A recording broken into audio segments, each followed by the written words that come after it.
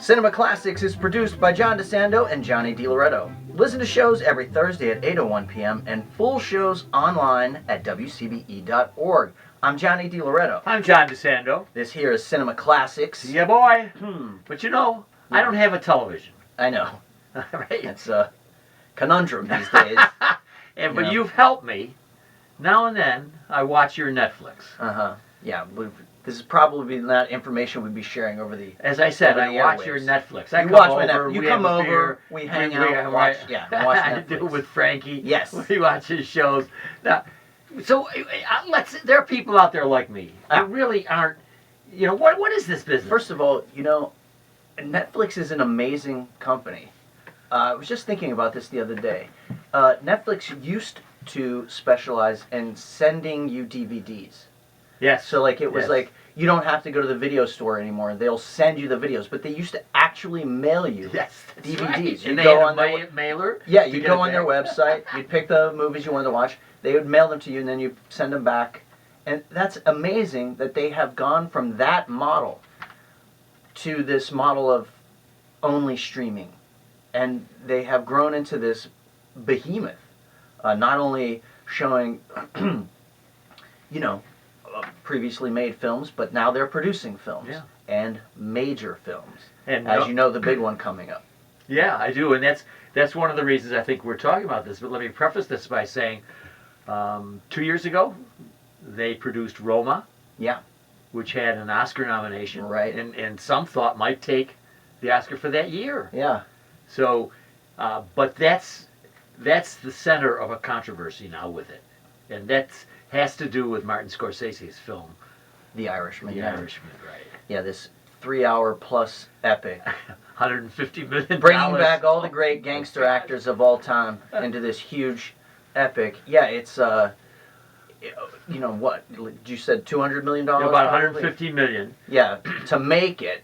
Yes. Now you got to figure another $50 to $100 million to market it and distribute it, because they are going to do a brief little theatrical run. All right, now there is the rub. Right.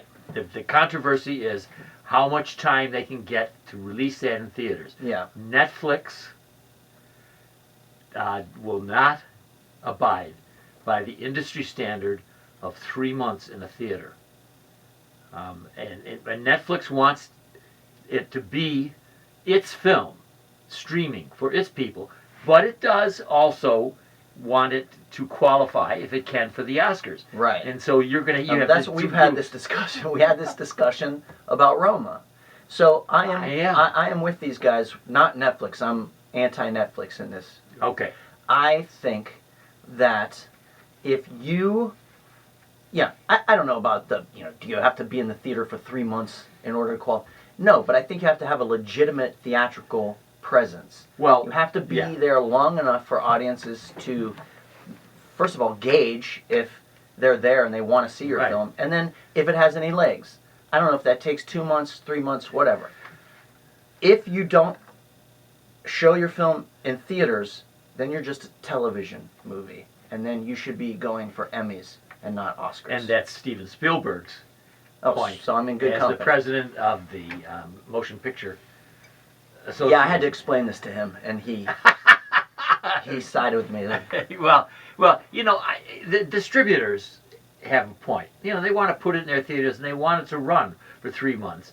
They're not so much concerned about its Oscar nominations as it is the amount of time that their standard for a film. And Netflix naturally, owns this baby. Yeah. And he wants to, and it has 100 and some million subscribers, of which you're one. Yeah. And so they want to offer that to. Anyway, but let me ask you this though. What I do see, and I'm always bugging you to see this because this is my favorite TV show. Yeah. The Twilight Zone, of course, we watched the Twilight Zone. I've seen the Twilight Zone. I get it. It's on there. It's nice. And as a side note, I saw Chatty Cathy or something like that in the Twilight Zone. Oh yeah. It's the doll that talks. Yeah. Talking something, and the wife who was completely subservient to the guy, and it's Telly Savalas. Yeah, right. I remember that episode. Is named Annabelle. Oh, wow. So I have to ask Interesting. Hope if she thinks If that there's a connect. if there's a connection. Interesting. Yeah. Anyway, That's so interesting because I thought Annabelle was actually based on a real doll. it could be. Yeah. And that's what I thought, but I just wondered. But anyway, so they have both TV and they have films now. Tell me the idea of films, because I've got a whole list. I stopped having a list. Some of my favorites: Silence of the Lambs, The Departed, Pulp Fiction. Readily available on Netflix, you're saying? Yeah, but Yeah. what's the deal with that? Because when I go in, I don't necessarily see those. Yeah, you see, that's I haven't figured that out either yet. There's like an algorithm, right? So, you know, we have our account broken down into me, Summer, Vincent, Franco. Now, presumably, you could go on each one of those. Oh. And if you start watching what you want to watch on your account, Right. then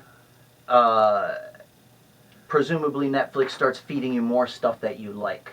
But you mean to say that if I wanted to watch All the President's Men, Mm-hmm. but I won't They'll find probably that. start feeding you classics. Yeah, I don't know. You got to search it. Oh, you do? Okay. Yeah, or you could search for like Robert Redford, or you could, you know what I mean? You could do stuff like that. All right. Okay. All right. So yeah, you sometimes have to go digging for the classics. So they are available, but they don't immediately appear. They on might their not chart. immediately appear before you. Okay, but it's very possible that Annie Hall, Yes. for instance, is Right. one that I could find that. Yeah. But I would have to search. Oh, all Yeah. right. So that Yeah. so that makes sense. So And you could go looking, like there'll be like classics. You know, you go to the there is. you scroll around a little bit. Oh, you know? okay. All right. Okay. You got to do a little legwork, John. All right, You know, okay. It's not like just gonna spoon feed you. I could just go in No. and get these movies, but No. you're going to have to. You got to look a little bit. All right. Okay. The other thing right now, currently controversial, is the new Dave Chappelle stand-up special Okay. on Netflix called Sticks and Stones. Okay. And there is a lot of conversation going on about this stand-up special right now because he takes on the cancel culture.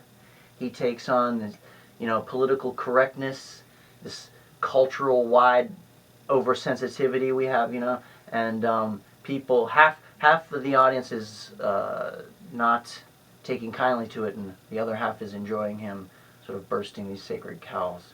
Well, that was a mixed metaphor. Bursting balloons, sacred cows. He's bursting balloons shaped in the shape of sacred cows. Look at, I don't know about sacred cows, Mm-hmm. but Netflix is like HBO, Amazon. Yeah, These are becoming gigantic players in the Right. film industry. it's amazing. So what do you think the future is? I really don't know. I mean, initially this stuff was supposed to take on the cable companies, right? Yes. So cable was becoming outrageously expensive. And you'd spend hours just looking at crap, scrolling through the Yeah. guide. Yeah. And be like, oh my God, like it's just so much. And you want to watch none of it, right? So these companies like Netflix, Hulu come along, Amazon Prime, and they're like, listen, we'll give you all this content. Now it's not going to be live, but you're going to have access to all this content. You can watch a whole season of something, right? Or all the seasons. Mm-hmm. And that idea took hold. And so people started what they call it, cutting the cord. You're cutting the umbilical cord to the cable, Okay. your cable box.